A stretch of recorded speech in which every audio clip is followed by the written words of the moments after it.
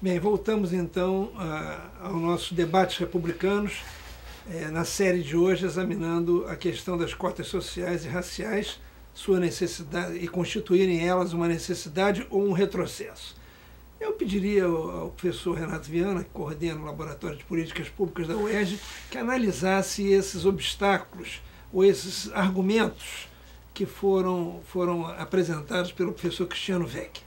São argumentos recorrentes. Toda vez que se faz um debate sobre esse tema específico, no que tange as políticas públicas de inclusão, são argumentos que sempre aparecem. O primeiro argumento é o argumento jurídico mais clássico, que é o argumento que trata da questão da igualdade, em que se diz que, como o professor Cristiano bem colocou, que uma política de acesso diferenciado ou uma política de cota no ensino superior estaria ferindo o princípio da igualdade, que tem como base o artigo 5º da Constituição, que estabelece que todos são iguais perante a lei e repudia a discriminação. Sobre isso é importante fazer a seguinte divagação, quer dizer, a igualdade estabelecida na Constituição da República é uma igualdade formal e uma igualdade também material.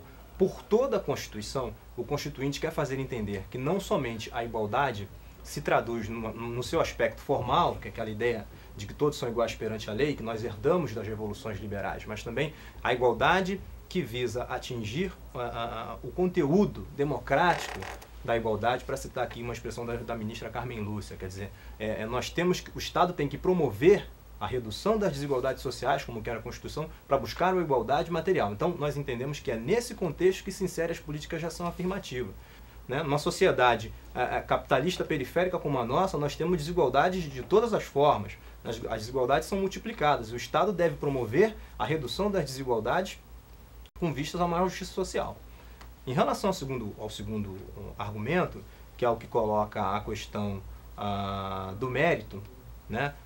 Se você cria um processo diferenciado de acesso para estudantes negros ou para estudantes de escola pública, necessariamente, quer dizer, de maneira geral, esses estudantes ingressarão com uma nota inferior à dos estudantes do vestibular geral no vestibular. Não é? Mas isso é exatamente o sentido da política de ação afirmativa. Quer dizer, ela faz um processo de acesso diferenciado para esses estudantes, sabidamente em condição de inferioridade, não por sua capacidade intelectual, mas por conta de um histórico de discriminação, direta e indireta, que eles sofrem. Daí a necessidade de você ter uma política como a política de cotas, por exemplo. Não é? E nós não podemos ter o vestibular como a principal ferramenta para se verificar o mérito. Quando nós temos o vestibular como uma fotografia de um momento de 2 dias em que o estudante faz uma prova, nós temos que entender que aquilo é um critério de aferição, é um critério objetivo, mas é apenas um critério. O mérito é muito mais do que isso. Se nós pegarmos a história de um estudante, por exemplo, que vem de uma boa escola pública do Rio de Janeiro e consegue ingressar na universidade tirando uma nota 9 para um curso de medicina, e pegar um estudante que vem da Baixada Fluminense, que tenta o mesmo curso de medicina e consegue tirar uma nota 7, mas ele não entra, porque com 7 ele não consegue passar para medicina, nós indagaríamos, bom, quem teve mais mérito, que tirou 9 ou que tirou 7? Se nós formos comparar a trajetória de cada um deles, o histórico de vida de cada um deles, do esforço de cada um deles, principalmente teremos dificuldade de dizer quem teve mais mérito. A universidade não tem vaga para todo mundo, então ela estabelece o vestibular, os que ficam em primeira classificação são os que entram para o curso superior. Isso não tem nada a ver com mérito, isso tem a ver com a necessidade de eliminar candidatos porque não tem vaga para todo mundo. Então o vestibular não pode ser considerado, a princípio, como essa questão do mérito assim colocada. A outra questão é a que toca a questão da autonomia universitária. Bom, a maioria das universidades que adotam a ação afirmativa são universidades federais. Elas próprias adotam com base em decisões dos seus conselhos universitários, não com base numa lei. Então, assim, dizer que a universidade está sofrendo uma intervenção na sua autonomia universitária não é muito verdadeiro, porque a maioria das universidades adotam com base no seu conselho universitário. Quer dizer, a própria universidade, com base no seu conselho, é que decide qual tipo de medida vai tomar para trazer estudantes de maneira diferenciada. Nas universidades estaduais, como no caso da UERJ, o ENF, como no caso da Universidade de Minas Gerais também estadual, houve uma lei sim, mas essa lei estabelece diretrizes para a universidade com o seu edital acaba anuindo ao que a legislação estava recorrendo. A universidade, como instituição autônoma, podia ter ingressado com alguma ação contra a própria lei, e não ingressou, concordando com a legislação. Então, o que demonstra que não há aí nenhuma incompatibilidade constitucional nesse sentido.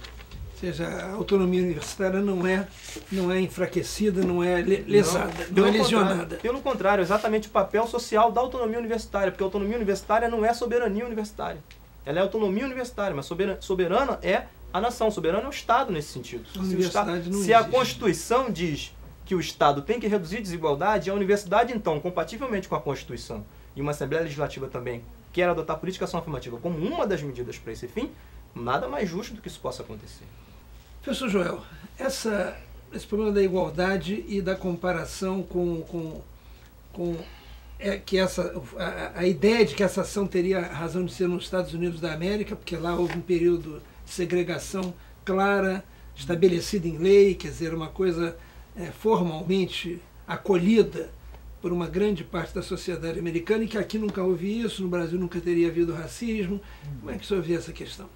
Bom, a comparação com os Estados Unidos é recorrente quando se discutem esses assuntos, né?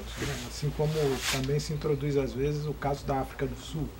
O Brasil é um caso de sociedade racista peculiar, não é como nos Estados Unidos, nem poderia ser. E o que há de fundamental, me parece, na experiência norte-americana é o espírito democrático, vamos chamar assim para economizar trabalho, né? Existe na história americana um cabedal de democracia que tornou mais fácil chegar a uma democracia racial. Os Estados Unidos parecem mais perto de uma democracia racial do que o Brasil. O Brasil tem um outro cabedal, é o da hierarquização, é o da discriminação, é o da lei da gravidade. O que está em cima pesa mais do que o que está embaixo. E com esse cabedal, com esse legado, a sociedade brasileira tem mais dificuldade em chegar à democracia racial. E o momento histórico brasileiro, digamos de uns 50 anos para cá, é de enfrentar essa questão, de reconhecer como sociedade que não somos uma democracia racial. Foi um caminho longo até chegar aí, mas parece que chegamos, não somos uma democracia racial. Ora, isso é bom para a sociedade brasileira, é bom para chegarmos algum dia, quer dizer, um caminho para chegarmos algum dia a ser uma sociedade democrática. Portanto, a ação afirmativa, mesmo que em algumas modalidades se cometam pequenas injustiças, enfim, mesmo como um remédio que tem efeitos colaterais indesejáveis, mesmo assim... Mas é preciso tomar o remédio. É preciso por quê? Porque a ação afirmativa amplia a democracia brasileira. Queria agradecer a presença de todos aqui conosco, professor Joel Rufino, professor Renato Ferreira, professor Cristiano Vecchi, os nossos queridos estudantes, o Manuel Pascoal e a Andréa Santos, e voltaremos no próximo programa, porque o tema não se esgotou aqui e não parece estar perto de se esgotar.